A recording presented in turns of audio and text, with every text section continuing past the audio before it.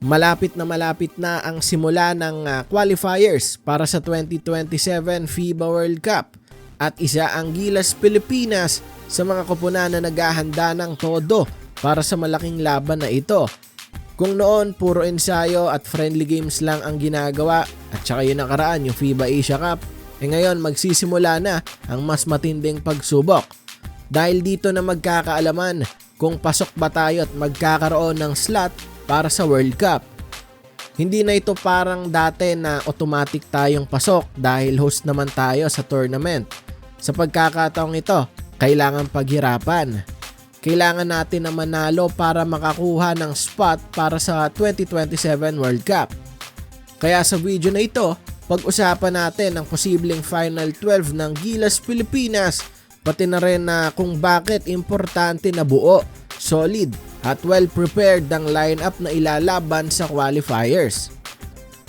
Pero bago tayo dumiretso sa lineup, silipin muna natin yung schedule ng Gilas sa darating na Asian qualifiers. So 6 na games ang lalaroin ng Gilas para sa unang round ng qualifiers na parang mahati naman sa 3 windows. Sa November 28 at December 1 ngayong taon, makaharap natin ng koponan ni Jericho Cruz ang Guam. Na kahit hindi kasing lakas ng ibang teams, hindi pa rin dapat baliwalain. Sa February 26, 2026 naman, next year yan, isang malaking laban na magaganap dahil makakalaban nating muli ang New Zealand. Isang oponan na palaging problema sa atin pagdating sa rebounding at physicality, lalo na sa mga nakarang pagharap nila with Gilas. Ngayon, pagkatapos lang ng ilang araw sa Marso 1, 2026, next year nga po yan, susunod naman nilang makakalaban ang Australia, na alam naman natin kung gaano kalakas ang koponang ito. Punong-puno ng NBA level type of players at talagang mataas ang antas ng laro ng koponang ito.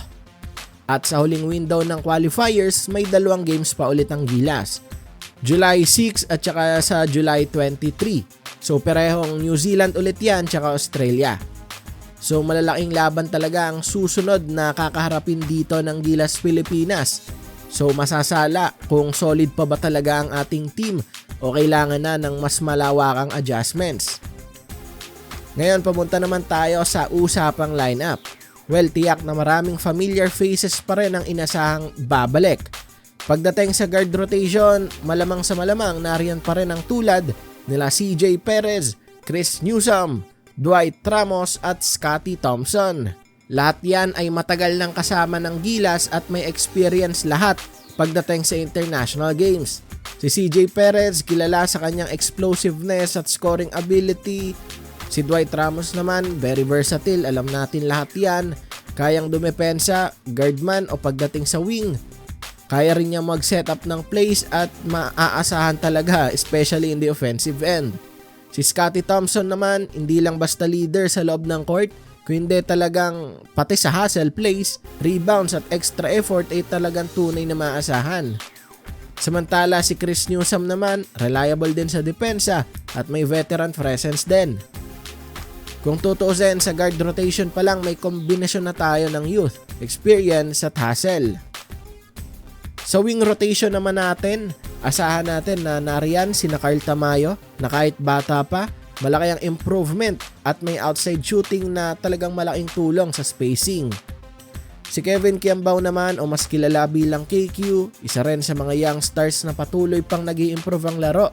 Kaya magdala ng bola, may good basketball IQ at hindi natatakot sumabay sa mga mas malalaking kalaban.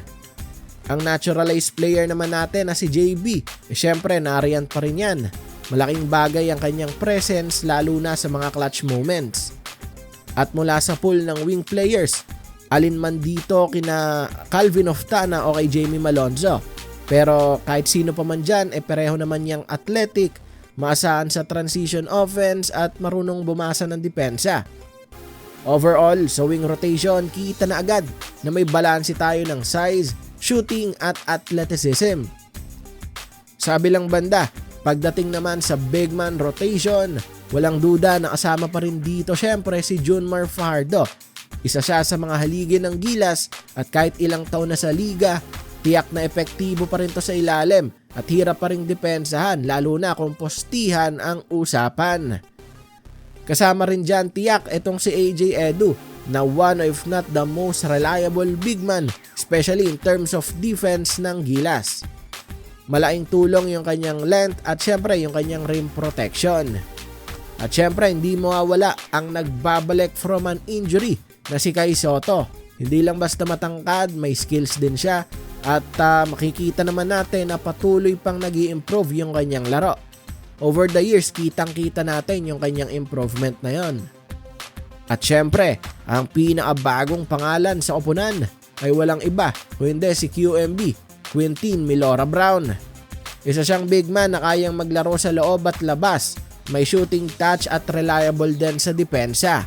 Malaking bagay din ang kanyang 6'10" na height, making him a big asset lalo na sa bagong big man rotation ng Gilas. Overall maganda at talagang malalim ang lineup dito ng Gilas Pilipinas. Pero sa huli ang pinaka-importante ay ang chemistry ng koponan. Dahil majority of the players na ating nabanggit ay parte naman talaga ng long-term plan ng Gilas Pilipinas. So mas magiging madali para sa coaching staff na buuin ulit yung sistema. Hindi na magsisimula sa umpisa, kundi magpapatuloy lang sa kanilang mga natutunan mula nung mga nakaraang tournaments. Sana lang this time ay mas mahaba yung kanilang preparasyon.